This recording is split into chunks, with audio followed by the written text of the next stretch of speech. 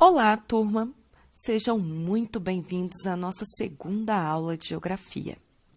Assim como nós combinamos na nossa última aula, quando nós falamos da relação do espaço urbano com o espaço rural, hoje nós vamos falar sobre as atividades econômicas. Sim, os setores da economia. Vamos lá?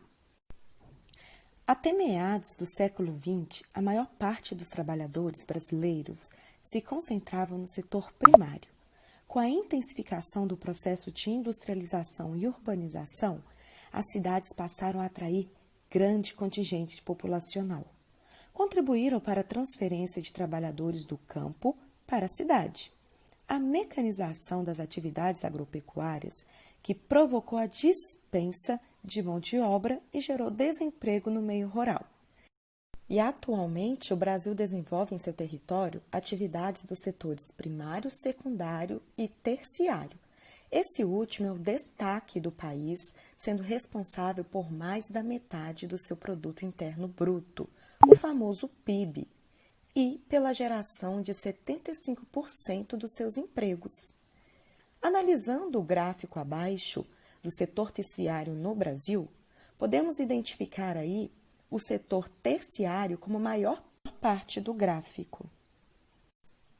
Agora, analisando o gráfico há cerca de 50 anos atrás, a maioria dos brasileiros moravam nas áreas rurais e, por isso, trabalhavam no setor primário, diferente do gráfico anterior. A tabela a seguir mostra a distribuição da população economicamente ativa por setores de produção, em porcentagens nos anos de 1940 a 2001. Agora, falando em setores, vamos começar pelo setor primário, que se baseia na produção da exploração de recursos da natureza. Podemos citar como exemplos a agricultura, mineração, a pesca, pecuária, extrativismo, dentre outros. O setor primário fornece matéria-prima para as indústrias de transformação.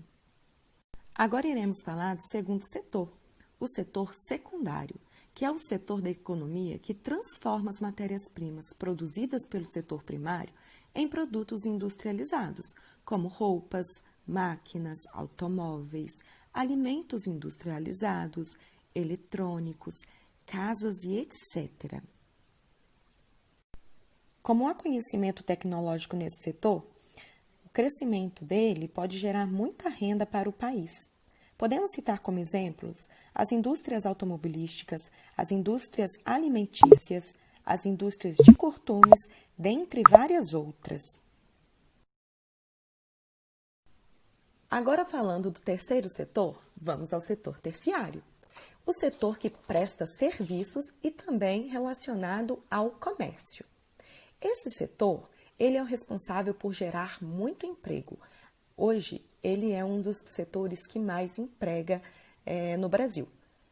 Como atividades econômicas desse setor, podemos citar o comércio, educação, saúde, telecomunicações, serviços de informáticas, seguros, transportes, dentre outros.